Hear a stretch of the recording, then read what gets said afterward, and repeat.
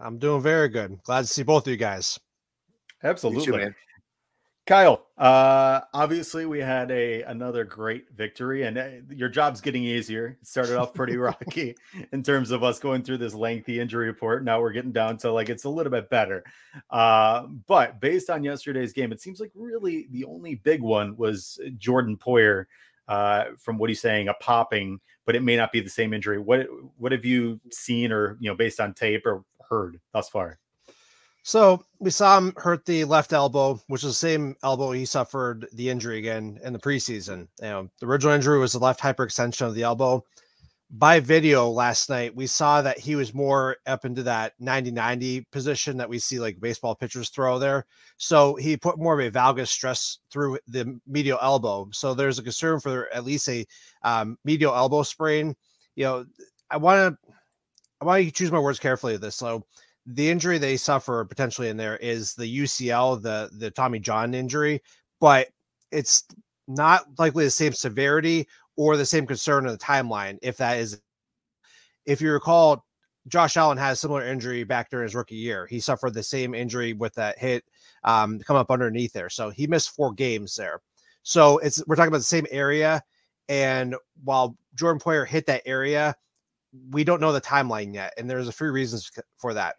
I'm sure they're still trying to look at the severity of it. They had the MRI today. They also know that they don't have to say anything until Wednesday, Thursday, probably, just because they don't want to show their hand for the trade deadline.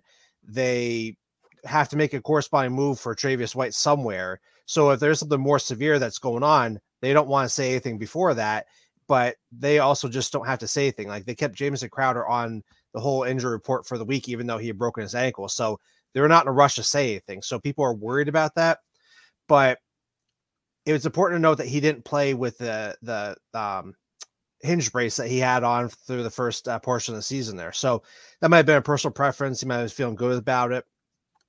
I was thinking, even if he had the brace on, does that prevent this injury? I'm thinking at the elbow, yes, but does that not cause other problems, maybe at the shoulder, pectoral region? It's hard to say. I wish I could give more context to that, but I know Thad Brown out in Rochester, he just posted up on Twitter a better view of the injury, and you can see the arm snapping back. It was kind of like this here as he collided with that Packers, I believe it was tight end. So I want to see more information before a timeline can be established.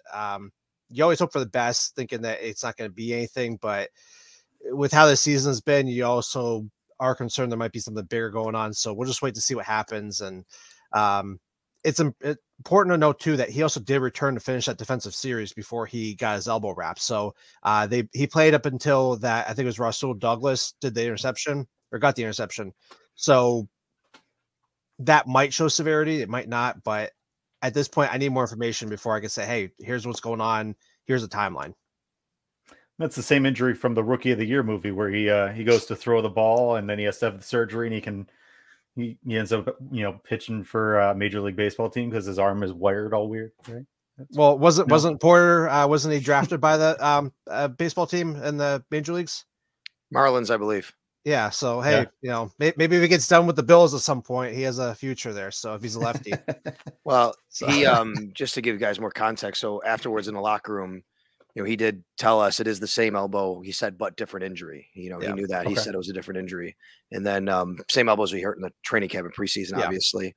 And as you just pointed out, he did go back in the game. I was down there watching that whole situation. I could tell when he got hurt. The play that he got hurt on, immediately he started grabbing and walking back. And I made a note. I'm like, he's hurt. Something's going on.